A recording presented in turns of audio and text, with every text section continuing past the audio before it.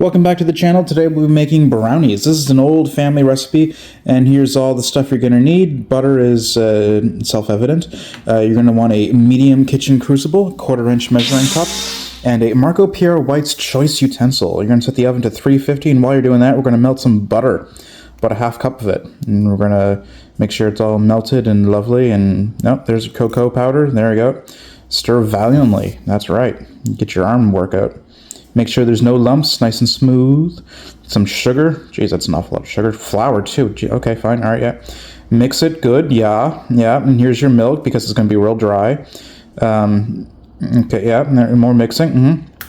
Make sure, there's no shell. Shell is optional. I don't recommend it, in fact.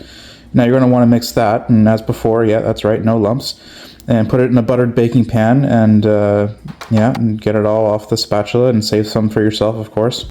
Throw that in the oven, throw it on for 20 minutes, and go clean up your mess while you're doing, I don't know, waiting. Yep, that's what it looks like, 10x speed. The freaking alarm on the oven is god-awful. Just turn it off a minute early. There you go. Let them rest, and then you cut. Otherwise, they just shred themselves, and that's never fun. You're going to get about 16. I think that's a 9x9 pan. You're going to get about 16 brownies, and they're a good size, too. They're quite thick and quite rich. For anyone who's sensitive on sugars, I'd recommend 3/4 cup sugar. 1 cup is almost a bit obnoxious. But who am I to argue with the family recipe? And yeah, they're freaking good. You can kill most of these. Oh Jesus!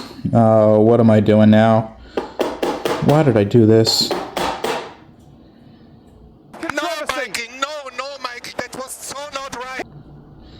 Yeah, well, here's the remainder ones that didn't get screwed up, and they look some good. Yum. Diabetes.